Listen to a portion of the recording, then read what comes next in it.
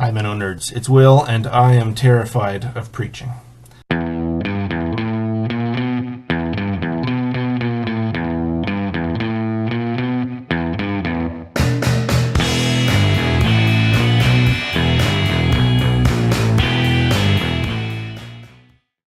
Let me paint the picture of what happens at our church on a Sunday morning. We have worship leaders who volunteer from time to time, and they will come in and they'll lead responsive readings. They'll introduce the songs.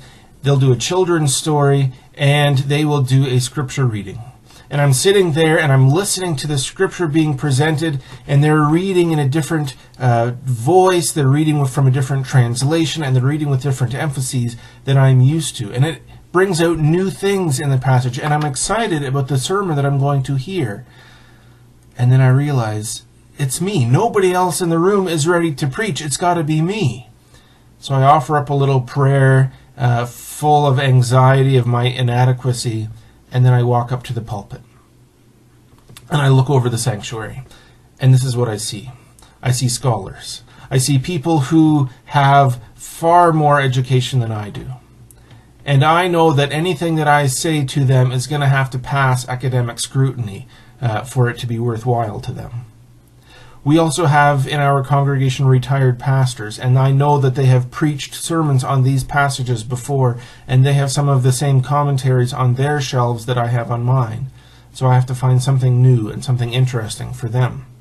I also have seniors in the church who've been faithfully attending for 40 to 50 Sundays a year for 60, 70, 80 years. And somehow I have to give something new that they won't have heard in those past thousands of sermons.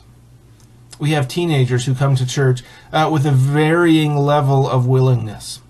And I have to give them something that will be interesting, that will be relevant for their world, that will maintain their interest long enough that they'll learn something. We have people who are regular attenders who've been coming for a long time. These are the people who have called me to their pulpit. These are the people who have goals and visions for that congregation, and they want the church to succeed and grow, and they have put their hope in me to help them accomplish that. And we have visitors, people who have stumbled in maybe with a friend, maybe they've just seen the building, and I need to give them something for wherever they're at. I don't know them, but still I have to speak into their life. I have to make them feel like they made the right choice that morning to attend our church.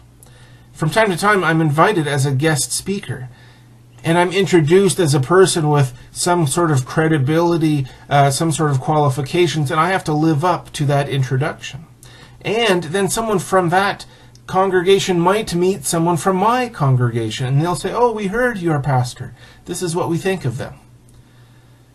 And on top of that, I'm an extemporaneous preacher, which means I don't actually bring a sermon with me to the pulpit. I bring notes. And I'm hoping that in that moment I will remember the things that I've been studying all week. And I'm hoping that I'm open to new inspiration and that I'm qualified to deliver that new inspiration. But scariest of all is that I am preaching to people who I am doing life with.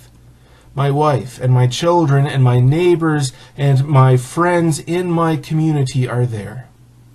And all of the moral instruction that I give them, they know that if I fail to live up to that myself, they will be able to see it. Some of you preach regularly, and that's great. Some of you from time to time. And I hope that you approach the task of preaching with fear and trembling, because it is an awesome responsibility.